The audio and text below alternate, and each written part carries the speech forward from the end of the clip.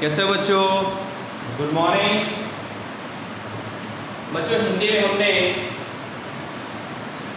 FA1 का जो portion है चैप्टर 1, 2 और 3 तो वो फिनिश किया है बच्चों। अभी जो हमारी एग्जाम आ रही है FA1 तो उस पर कैसे लिखना है, क्या करना है, स्टाइल ऑफ पेपर क्या है, बराबर, तो उसके बारे में आपको मैं एक्सप्लेन करूंगा आज के वीडियो में। तो आज का वीडियो देखना बहुत ही जरूरी है बच्चों। आप सभी के पास स्टाइल ऑफ पेपर होगा, बराबर है। तो यह तो हमारा वीडियो है, तो आप वीडियो को बीच में से स्टॉप करके अपना जो स्टाइल ऑफ पेपर है वो लेके बैठ जाओ, बराबर। पहले मैं स्टाइल ऑफ पेपर एक्सप्लेन करूंगा और उसके बाद हम चैप्टर 1, 2, 3 का रिवीजन करेंगे, बराबर है। चलो देखते हैं क्वेश्चन 1A MCQ, बराबर है। तो 8 मार्क के MCQ लिए हैं, तो आपको 8 मार्क के MCQ मिलेंगे, यानी कि 8 MCQ आपको मिलेंगे, बराबर है। अभी बच्चों आप लोग MCQ में क्या मिस्टेक करते हो वो मैं आपको बताता हूँ कि बहुत सारे बच्चे पहले क्वेश्चन रीड करते हैं, पहला ऑप्शन पढ़ते हैं, वो राइट लगा तो वो उस पर टिक कर दिया या लिख दिया, दूसरे ऑप्शन देखते ही नहीं है। तो ऐसा नहीं करना है बच्चों, आपको तीनों ऑप्शन ध्यान से देखना है, समझना है, बराबर, क्योंकि बहुत टाइम मैंने क्विज भी करता हूं मैं, बराबर। और आपको तो शायद मेरे साथ अनुभव होगा कि मैंने बहुत टाइम क्विज किया है कि ऑप्शन A, B दोनों राइट हो तो C में दिया जाएगा बोथ, तो बोथ भी आ सकता है, ऐसा भी हो सकता है। कोई बार बोथ दिया हो तो A या B भी आ सकता है, कुछ भी हो सकता है, आपको समझ के लिखना है, बराबर। दूसरी बात, हिंदी में एक भी क्वेश्चन कॉपी करने की जरूरत नहीं है, बराबर, ये आप ध्यान में रखना। आपको डायरेक्टली आंसर लिखना है, बराबर, लेकिन नंबर पर्टिकुलर लिखना है, एकदम प्रॉपर्ली लिखना है कि भाई क्वेश्चन 1 का A का फर्स्ट है कि B का फर्स्ट है, जो भी है वो आपको नंबर पर्टिकुलर लिखना है। दूसरा देखिए क्वेश्चन 1B ट्रू और फॉल्स, बराबर, तो ट्रू और फॉल्स लिए है मैंने, बराबर, तो उसको एकदम समझ के आपको ट्रू और फॉल्स करना है, बराबर। ट्रू हो तो ट्रू का मार्क करना है, फॉल्स हो तो फॉल्स का मार्क करना है, बराबर। MCQ में एक बात रह गई, वो मैं आपको बताता हूं बच्चों कि अगर आपने MCQ में कोई आंसर लिखा है, बराबर, ध्यान से सुनना, MCQ में आपने कोई आंसर लिखा है, बाद में आपके फ्रेंड्स ने बोला या आपने टेक्स्ट बुक वगैरह में कुछ भी कहां से भी आपको पता चला कि ये आंसर रॉन्ग था और दूसरा आंसर है, आपने व्हाइटनर मार के या रफ करके उसके ऊपर क्रॉस करके दूसरा आंसर लिखा, तो उसको मैं मान्य नहीं गिनूंगा, बराबर, उसको मैं कंसीडर नहीं करूंगा, और आपने जो फर्स्ट आंसर लिखा है उसको ही मैं कंसीडर करूंगा, इतना ध्यान रखना। तो आराम से समझ के लिखो, बराबर, आपके पास बहुत टाइम है, 3 घंटे का टाइम है, तो आप आराम से लिख सकते हो, लेकिन विदाउट स्पेलिंग मिस्टेक। और MCQ में जो आपने फर्स्ट आंसर लिखा है वही मैं कंसीडर करूंगा, उसके ऊपर क्रॉस करके दूसरा आंसर बाजू में लिखा तो वो मैं कंसीडर नहीं करूंगा, बाद में मेरे को कोई आर्गुमेंट नहीं चाहिए, याद रखना।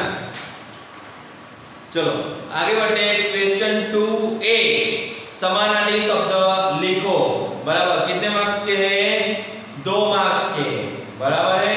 तो समानार्थी शब्द बच्चों ऐसे नहीं है कि जो पीछे दिए वही आएंगे, बराबर, जो एक्सरसाइज में दिए वही आएंगे, ऐसा नहीं है। मीनिंग्स में भी समानार्थी शब्द होते हैं, मीनिंग्स वो भी समानार्थी शब्द ही है, वो भी आप याद रखना। लेसन में से भी कुछ भी आ सकता है, तो आपको तीनों चैप्टर एकदम व्यवस्थित आपको पढ़ना है, एक एक लाइन पढ़ना है, एक एक शब्द पढ़ना है। क्वेश्चन 2B नीचे दिए गए मुहावरे का अर्थ लिखिए। तो बच्चों मुहावरे बहुत सारे दिए हैं, बराबर, तो उसमें से आपको लर्न करने हैं और मैंने मुहावरे आपको लिखाए भी है नोट में। क्वेश्चन 3A नीचे दिए गए शब्दों के स्थान पर उर्दू शब्द लिखिए, बराबर। हमारा जो लेसन है 3rd नंबर, उसमें बहुत सारे ऐसे शब्द उर्दू शब्द दिए हैं, बराबर ना, तो वो आपको ध्यान से लिखना है। क्वेश्चन 3B नीचे दिए गए वाक्यों में से संज्ञा का प्रकार पहचानिए। तो बच्चों हमने संज्ञा भी डिटेल में देखी थी, तो वो सारे जो हमारे पुराने वीडियो है वो भी आप देख सकते हो और उसमें से भी आप समझ सकते हो, बराबर। सारे वीडियो आपके पास पास है ही। दूसरी बात कि आपको सारे वीडियो स्टोर करने तो है ही नहीं, आपकी मेमोरी जाने वाली नहीं है। क्यों? क्योंकि मेरी चैनल है यूट्यूब पे और आप सब्सक्राइब करके वो चैनल से सारे वीडियो देख सकते हो, तो उसमें आपकी एमबी भी नहीं जाएगी। बराबर है। क्वेश्चन 4A, कविता की पंक्तियां पूर्ण कीजिए। बराबर। तो बच्चों ये जो हमारी बड़े चलो जवान कविता है उसमें से कोई भी पंक्ति आ सकती है, आपको तो लर्न पूरी पोएम करनी है। बराबर। और मैंने पहले से ही बोला था कि भाई ये पोएम आपको लर्न करनी है, इसमें से कौन सी लाइंस आने वाली है वो हमें पता नहीं है, आपको पूरी लर्न करनी है। निम्नलिखित प्रश्नों के उत्तर एक वाक्य में लिखिए। यानी कि बच्चों आपको जो आंसर लिखना है ओनली वन वर्ड या वन सेंटेंस। बराबर है। एक वाक्य में आपको लिखना है पूरा बना के, एक ही सेंटेंस आएगा और 1 मार्क के सवाल है। अभी 3 मार्क के हैं तो तीनों लेसन से एक एक आ सकते हैं। बराबर।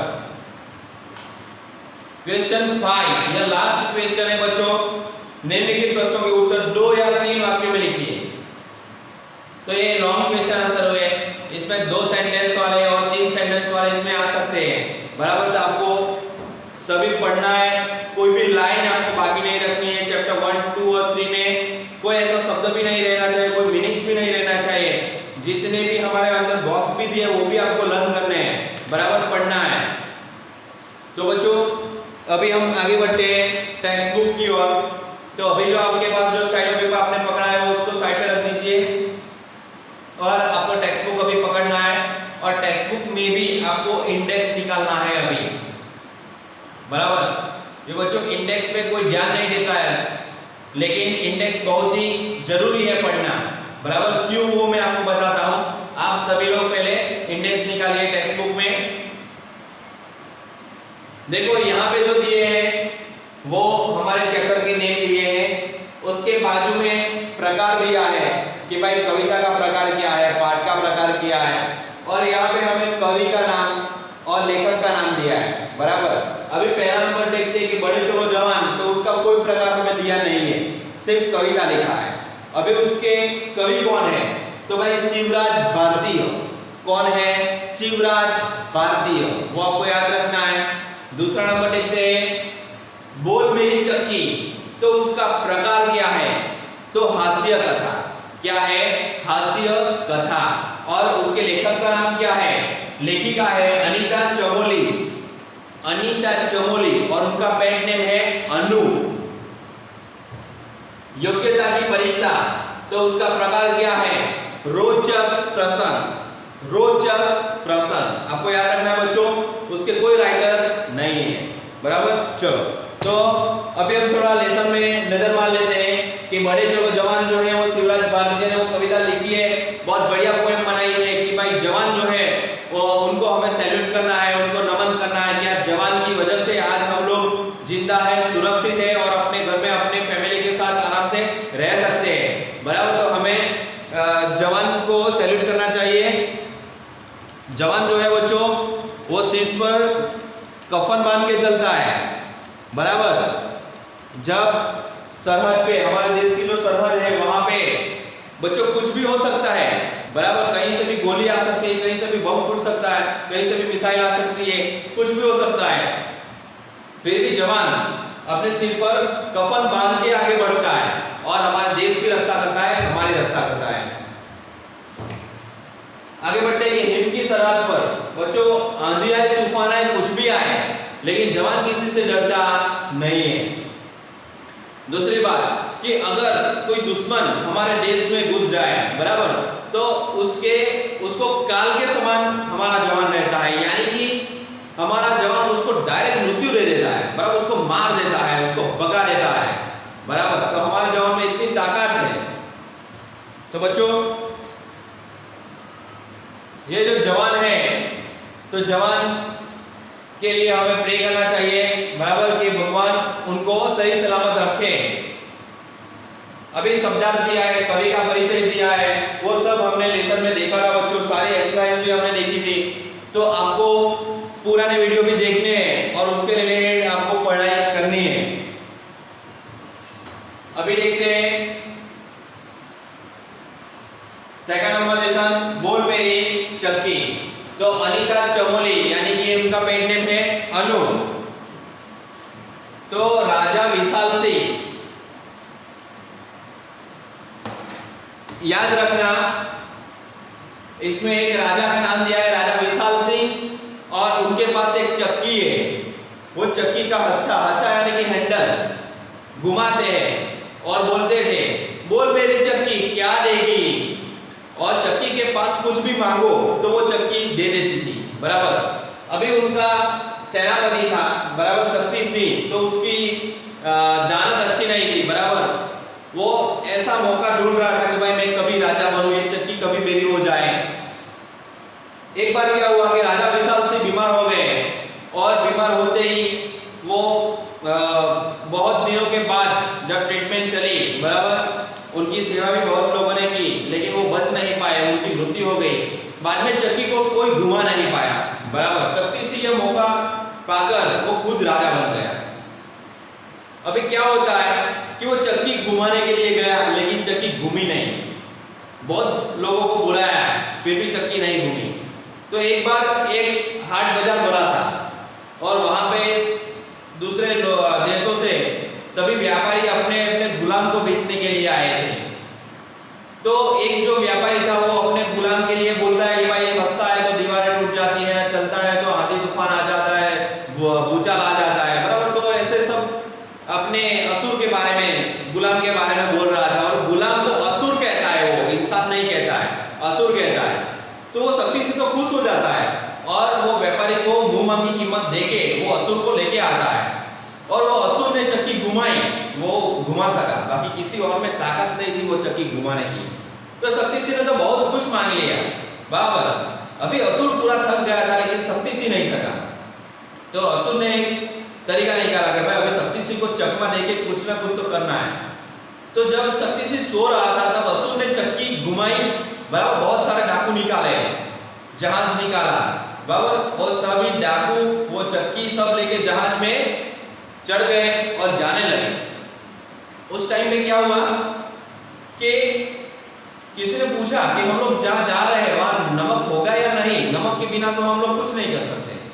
तो असुर ने भाई एक ऐसा कमांड दे दिया कि बोल मेरी चक्की क्या देगी, तो ढेर सारा नमक। अभी बच्चों ढेर सारे नमक की कोई लिमिट नहीं है, नमक इतना ज्यादा आया, इतना आया, पूरा जहाज नमक से भर गया, बराबर। अभी तो इतना नमक आ गया कि पूरा जहाज डूबने लगा, क्योंकि पूरा जहाज भर गया नमक से, और फिर भी चक्की तो चालू ही है, समझे। तो ऐसे पूरा जहाज डूब गया, वो असुर भी मर गया, सारे डाकू भी मर गए, और वो चक्की समुद्र में अंदर जा गिरी। तो बच्चों हमें कभी भी लोभ लालच नहीं करना चाहिए। अभी लिखते हैं थर्ड नंबर, योग्यता की परीक्षा। बच्चों बहुत बढ़िया लेसन है ये, अकबर बीरबल की स्टोरी है, बराबर ना। हमने तो बहुत इसके रिलेटेड बहुत ज्यादा बात की थी जब लेसन हम लोग चला रहे थे उस टाइम पे।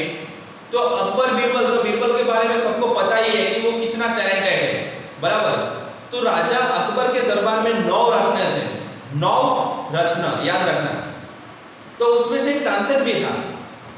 तो सभी दरबारी बोल रहे थे कि भाई बीरबल को आपने इतना ऊंचा स्थान दे दिया है, लेकिन तानसेन भी बहुत महान है बाबू, तो तानसेन को भी ऊंचा स्थान मिलना चाहिए। तो राजा ने सबको समझाया कि तानसेन अच्छा गाता है, लेकिन बीरबल के पास जो सूझबूझ है, जो राजनीति है, जो दिमाग है, वैसा दिमाग किसी और के पास नहीं है। फिर भी सभी दरबारी नहीं माने, तो राजा ने एक आइडिया निकाला। राजा ने बोला कि हम दोनों की योग्यता की परीक्षा लेते हैं, जो पास हो जाएगा वो सबसे ऊंचा रहेगा, बराबर। तो राजा को तो पता ही था कि मैं कितनी भी बड़ी समस्या दूं, लेकिन बीरबल उसमें से पार आ जाएगा। तो दूसरे दिन राजा ने तानसेन और बीरबल को बुला के एक लिफाफा दिया, बंद लिफाफा था, और बोला कि बर्मा के राजा के पास जाओ और वहां पे लिफाफा दे देना। इन दोनों ने तो पढ़ाई नहीं के अंदर क्या लिखा है। अभी ये दोनों तो पहुंच गए बर्मा के राजा के पास, लिफाफा दिया और बोला कि भाई हमारे राजा ने ये लिफाफा आपको देने के लिए बोला था। बर्मा के राजा ने देखा लिफाफा, बराबर पढ़ा, तो वो तो चौंक गया कि भाई ये क्या है। लिफाफे में लिखा था कि इन दोनों को अभी मृत्यु दंड देना, मार देना। तो बर्मा का राजा तो चौंक गया, बराबर, सरप्राइज। तो उसने भी बर्मा के राजा ने अपने मंत्री की सलाह ली कि अभी क्या किया जाए। तो ऐसा कैसे हो सकता है कि अकबर राजा ने अपने दो एकदम अच्छे और सच्चे सेवक को यहाँ भेजा मारने के लिए, मृत्यु के लिए। तो मंत्री ने बहुत बढ़िया निर्णय सुनाया, सलाह दी राजा को कि राजा ने एक काम करते हैं, इन दोनों को पहले एक हफ्ते के लिए कैद में डाल देते हैं, बराबर। बाद में हम अगर ये लोग गुनाह कबूल करेंगे तो सजा दे देंगे, नहीं करेंगे फिर भी मृत्युदंड देंगे, बराबर है। तभी तानसेन और बीरबल दोनों जेल में हैं। तो तानसेन बीरबल को कह रहे हैं कि मुझे कुछ भी करो, यहां से बाहर निकालो। देखो तानसेन और बीरबल दोनों जेल में हैं, बराबर। तानसेन बोल रहे हैं कि भाई मेरे को बचा लो, हम तो अभी मरने वाले हैं। और बीरबल हंस रहा है क्योंकि उसको पता है कि हम लोग यहाँ से बाहर निकल जाएंगे आराम से, बराबर। उसके पास ऐसा दिमाग है। अभी बीरबल ने एक आइडिया निकाला, उसने पूछा, तानसेन से कहा कि तेरे को सिर्फ इतना बोलना है, जब भी हमको लेके जाए मृत्युदंड के लिए तभी इतना बोलना है कि पहले मुझे मारो, बस, बाकी मैं सब संभाल लूंगा। ऐसा ही हुआ। जब एक हफ्ते के बाद दोनों को लेके गए तभी तानसेन और बीरबल में झगड़ा हो गया, बराबर। ये इन लोगों ने एक ड्रामा किया था बचने के लिए। तानसेन बोले पहले मुझे मारो, बीरबल बोलता नहीं नहीं पहले मुझे मारो। तो बर्मा का राजा सोच रहा है कि भाई ऐसा क्यों हो रहा है कि भाई दोनों को मारेंगे, जो पहले मरेगा मरने के लिए भी तैयार है। अरे बाप रे, ऐसा कैसे हो सकता है। तो राजा ने दोनों को पूछा, भाई ये क्या मामला है, मेरे को पूरा समझाओ।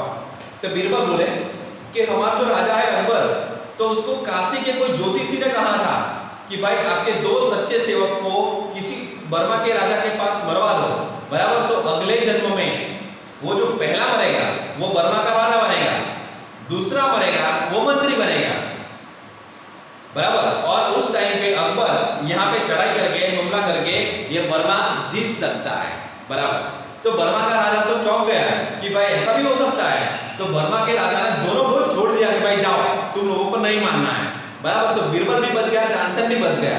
अभी दोनों जब अकबर के दरबार में गए तो सभी दरबारी बैठे थे, पूरा दरबार भरा था, बराबर। अभी क्या हुआ कि जितने भी दरबारी जो बीरबल का विरोध कर रहे थे कि भाई बीरबल तो कुछ नहीं है, तानसेन महान है, तो सभी को आज पता चल गया कि बीरबल जैसा महान कोई नहीं है, बराबर। बीरबल जैसा दिमाग किसी के पास नहीं है, उसकी सूझबूझ, उसकी राजनीति, ऐसा दिमाग किसी के पास नहीं है। सभी लोग मान गए, बीरबल को सैल्यूट करने लगे, बराबर। और सभी लोग बोले भाई सच्ची में बीरबल महान है। क्यों? क्योंकि खुद तो मृत्यु से बच के आया, लेकिन तानसेन को भी बचा के लाया। देखा, तो बीरबल बहुत ही महान है। तो ऐसा बढ़िया लेसन हमारे लिए दिया है, बराबर बच्चों। तो आपको FA1 की बराबर तैयारी करनी है। आप नसीब वाले हैं कि सिर्फ 3 लेसन है, समझो। सभी चैप्टर, सभी सब्जेक्ट में ऐसा ही होगा, 2 या 3 चैप्टर होंगे, ज्यादा नहीं होने वाले। तो आपको अच्छा स्टाइल ऑफ पेपर मिल जाता है, बराबर।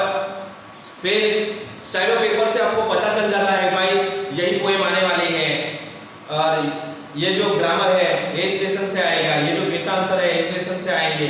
पूरा स्टाइल ऑफ पेपर आपको मिल जाते हैं बच्चों, यानी कि आपको तो पेपर ही मिल जाता है उस टाइप का है, बराबर। हम लोग जब पढ़ते थे ना, आपके मम्मी पापा भी पढ़ते थे, तो उस टाइम की आप बात पूछ लेना, तो हमको ऐसे 2-3 चैप्टर नहीं देते थे, हमको बोला जाता था पूरी किताब आपको पढ़नी है, उसमें से कुछ भी आ सकता है, कहीं से भी कुछ भी आ सकता है, पूरी किताब हमें पढ़नी है।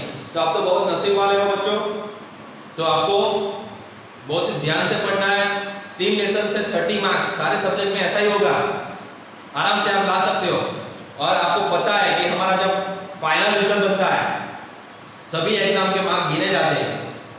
अगर FA1 में आपके कम मार्क्स आए और बाद में ऐसे में फुल मार्क्स आए, फिर भी आपका रिजल्ट थोड़ा डाउन होगा, बराबर, समझे।